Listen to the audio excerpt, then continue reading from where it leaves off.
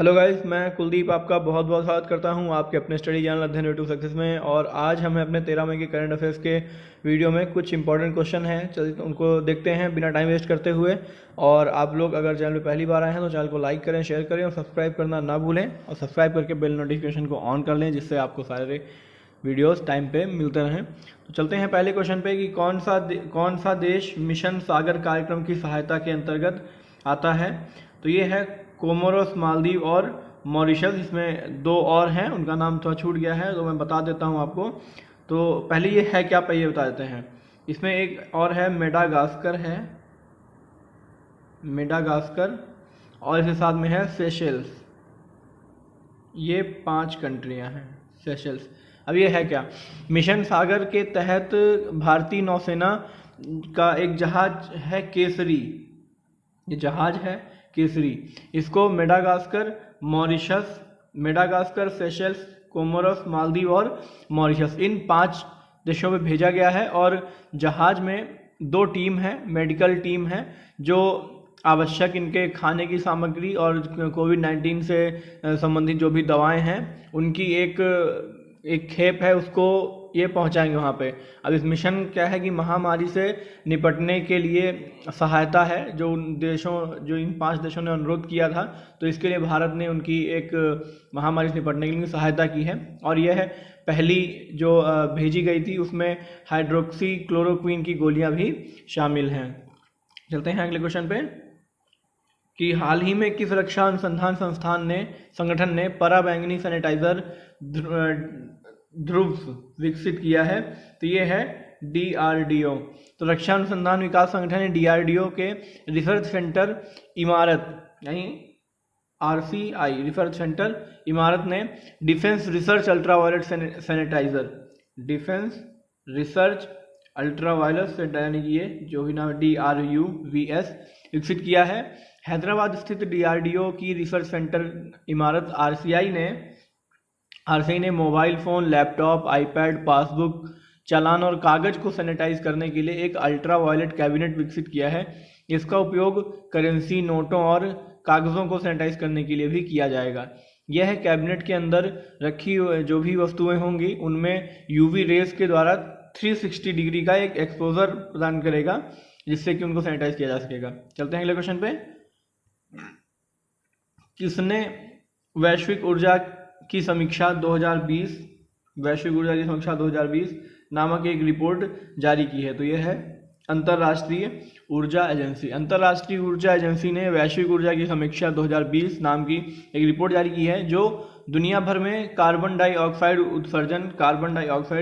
उत्सर्जन और ऊर्जा की मांग को एक उजागर करता है। और रिपोर्ट में अप्रैल 2020 तक वास्तविक समय विकास विश्लेषण है और व्यवहार्य उपाय एवं शेष जो भी वर्ष बचता है उसके लिए कुछ मार्गदर्शन दिया है, तो वो शामिल है। और वैश्विक ऊर्जा की जो समीक्षा 2020 देश और ईंधन द्वारा कार्बन डाइऑक्साइड और ऊर्जा का जो उत्सर्जन होता है उसका डेटा और बिजली जैसे जो भी मामले हैं, बिजली के जो मामले हैं उनको वास्तविक टाइम में ट्रैक करता है। और कुछ ट्रैकिंग हफ्ते भर भी जारी रखी जाएगी। और रिपोर्ट 2020 में ऊर्जा और कार्बन डाइऑक्साइड उत्सर्जन के उपयोग के लिए जो भी संभव तरीके होते हैं वह प्रदान करता है, और कई कारकों को भी वह दर्शाता है कि इससे जो भी बदलते क्या परिणाम हो सकते हैं। और भारत और चीन सहित लगभग 30 देशों के डेटा एकत्र करने के बाद यह समीक्षा तैयार की गई है। चलते हैं अगले क्वेश्चन पे कि राज्यों द्वारा मजदूरों के काम के घंटे बढ़ाने के लिए किस अधिनियम के प्रावधानों में ढील दी गई है। ये मैंने कल आपको पिछले वीडियो में बताया था, उससे पहले वाले वीडियो में भी बताया था। ये है कारखाना अधिनियम। तो इसमें क्या है कि यूपी, MP, महाराष्ट्र, उसके बाद में ओडिशा और गोवा सहित और भारत के कई राज्यों ने लॉकडाउन के बाद श्रमिकों की कमी का सामना करने के लिए फैक्ट्रीज एक्ट 1948 के जो भी प्रावधान हैं उनमें थोड़ा सा इन्होंने छूट दे दी है और मजदूरों के काम के घंटे बढ़ा दिए हैं। कि अभी हाल ही में उड़ीसा और महाराष्ट्र के श्रम विभाग ने 30 जून तक कर्मचारियों के काम के जो घंटे थे कारखानों में, यानी कारखाना अधिनियम 1948 के 4 सेक्शन से अपने उद्योगों को मुक्त कर दिया है। और उत्तर प्रदेश ने भी अभी अध्यादेश के माध्यम से 3 साल के लिए प्रमुख श्रम कानून को निलंबित कर दिया है। मैंने पिछले वीडियो में बताया था आपको। और एमपी ने तो कानून बना ही दिया है, ये मैंने कल की वीडियो में बताया था कि वहाँ पे 8 घंटे से काम बढ़ा के 12 घंटे कर दिया गया है मजदूरों का। और इसी अनुमोदन के साथ, छूट के साथ जो भी नियोक्ता होगा, मतलब वह 12 घंटे की 2 शिफ्टों में मजदूरों को काम करने की अनुमति दे सकते हैं। चलते हैं अगले क्वेश्चन पे कि कौन सी समिति सशस्त्र बलों के व्यय में सुधार और युद्धक क्षमता से जुड़ी हुई है। तो यह है शेखतकर समिति। शेखतकर समिति सशस्त्र बलों के व्यय में और सुधार और युद्ध की जो क्षमता है उससे जुड़ी हुई है। समिति की अध्यक्षता किसने की? अध्यक्ष लेफ्टिनेंट जनरल डीबी शेखतकर। क्या नाम है पूरा? डीबी शेखतकर, जो रिटायर्ड हैं। और 11 सदस्य, अन्य 11 सदस्य हैं जिनके द्वारा यह की जाती है। रक्षा मंत्री राजनाथ सिंह ने सैन्य इंजीनियरिंग सेवा यानी कि MES में मूल और औद्योगिक कर्मचारियों की कुल 13,157 जो भी खाली पद थे उनमें से 9,304 यानी कि 9304 पदों को समाप्त कर दिया है। यानी कि सीधा सिंपल भाषा में कहें तो जो आर्मी की जो इंजीनियरिंग सेवा होती है उसमें से 9,304 पद को समाप्त कर दिया गया है। नागरिक कार्यबल के पुनर्गठन के लिए दिए गए सुझावों में से एक ऐसे रूप में है जो विभागीय नियोजित कर्मचारियों को MES के काम को अन्य कार्यों के साथ आउटसोर्स करने में सक्षम रहेगा। चलते हैं अगले क्वेश्चन पे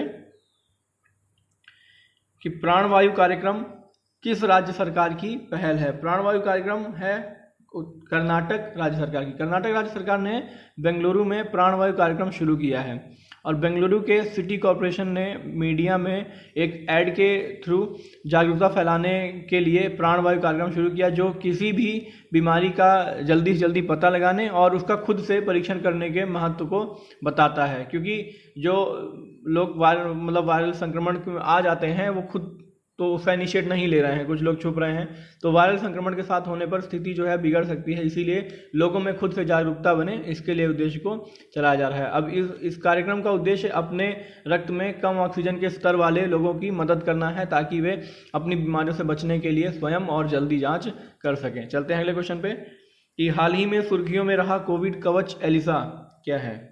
कोविड कवच एलिसा यह एक परीक्षण किट है। नेशनल इंस्टीट्यूट ऑफ वायरोलॉजी कोविड-19 के लिए स्वदेशी रूप से एंटीबॉडी डिटेक्शन किट विकसित की गई है। यह किट कोविड-19 संक्रमण की निगरानी में महत्वपूर्ण भूमिका निभाएगी। और यह किट 2 से 2.5 यानी कि 2.5 घंटे में 90 नमूने जो हैं उनका यह टेस्ट कर देगी। 2.5 घंटे में 90 नमूने का परीक्षण कर देगी। और इस किट को संयुक्त रूप से ICMR यानी Indian council of medical research और NIV द्वारा विकसित किया, इन दोनों द्वारा मिलकर विकसित किया गया है, जो 2.5 घंटे में 90 टेस्ट कर देगी, 90 नमूनों को टेस्ट कर देगी। चलते हैं अगले क्वेश्चन पे कि हाल ही में ज़रूरतमंद जनजातियों को राशन उपलब्ध कराने के लिए आर्ट ऑफ लिविंग फाउंडेशन यानी कि AOL ने किस संगठन के साथ समझौता ज्ञापन पर हस्ताक्षर किया। तो यह है ट्राइफेड, TRIFED। तो आर्ट ऑफ लिविंग फाउंडेशन ने जनजातीय मामलों के मंत्रालय के तहत tribal cooperative marketing development federation of India TRIFED tribal cooperative marketing development federation of India के साथ एक समझौता ज्ञापन पर हस्ताक्षर किया है। और यह समझौता जो है वह जो भी ज़रूरतमंद जनजातियां हैं उनको मुफ्त में राशन किट प्रदान करने और कोरोना वायरस की महामारी के दौरान जो भी भारतीय कारीगर हैं उनकी मदद करता है। और समझौते का जो उद्देश्य है वह है जनजातीय उद्यमों को बढ़ावा देने के लिए प्रत्येक संगठन के कार्यक्रमों में भागीदार बनाना है। चलते हैं अगले क्वेश्चन पे कि कर की गणना के संदर्भ में एक अप्रवासी भारतीय यानी कि NRI के रूप में शामिल होने के लिए भारत में किसी व्यक्ति को रहने की अवधि क्या है। तो यह है 120 दिन। केंद्रीय बजट 2020 ने भारत में पिछले 182 दिनों से किसी व्यक्ति के रहने की अवधि को घटाकर 120 दिन करने का प्रस्ताव रखा था, लेकिन यह कमी केवल वित्तीय वर्ष के दौरान भारतीय आय के रूप में 15 लाख रुपए से कम वाले व्यक्तियों पर लागू होती थी, जिनकी आय 15 लाख रुपए से कम हो, जिनकी साल भर की। और हाल ही में वित्त मंत्रालय ने 19-20 के दौरान 2019-20 के दौरान आवासीय स्थिति का निर्धारण करने में राहत दी है, जहां एक व्यक्ति 22 मार्च 2020 से पहले भारत आया और 31 मार्च 2020 को या उससे पहले भारत छोड़ने में असमर्थ था, 22 मार्च से भारत में उसके रहने की अवधि 31 मार्च को नहीं गिना जाएगा, अन्यथा उन्हें भारतीय निवासियों के रूप में कर रिटर्न दाखिल करना होगा। चलते हैं अगले क्वेश्चन पे कि किस देश ने परिवहन क्षेत्र निवेश में वंस इन अ जनरेशन की घोषणा की है। वंस इन अ जनरेशन की घोषणा की है तो यह है ब्रिटेन की सरकार ने परिवहन क्षेत्र के निवेश में वंस इन अ जनरेशन की घोषणा की है। ब्रिटेन सरकार ने कोरोना महामारी के बीच देश में साइकिलिंग और पैदल यात्रा को प्रोत्साहित करने के लिए एक बड़ा हिस्सा लगभग 2 बिलियन पाउंड के पैकेज की घोषणा की है, और यह नया निवेश जनता के लिए यात्रा के नए विकल्पों का उपयोग करने और सार्वजनिक परिवहन में भीड़भाड़ से बचने के लिए समर्थन सुनिश्चित करेगा। और क्योंकि आने वाले हफ्तों में जो अभी तो लॉकडाउन चल रहा है, हफ्तों में जो यात्रा प्रतिबंध है वो धीरे धीरे कम ही हो जाएंगे, तो इसके लिए किया गया है। तो गाइस कैसा लगा वीडियो, उम्मीद करता हूँ अच्छा लगा होगा। अगर आपको वीडियो पसंद आया है तो वीडियो को लाइक करें, शेयर करें, सब्सक्राइब करना ना भूलें। और इसी के साथ चलते हैं, मिलते हैं अगले वीडियोज़ में। आपको अगर और भी वीडियो देखने हैं तो आपको चैनल के डिस्क्रिप्शन लिंक में या फिर आई बटन में आपको मिल जाएंगे। इसी के साथ चलते हैं, thank you guys, bye bye.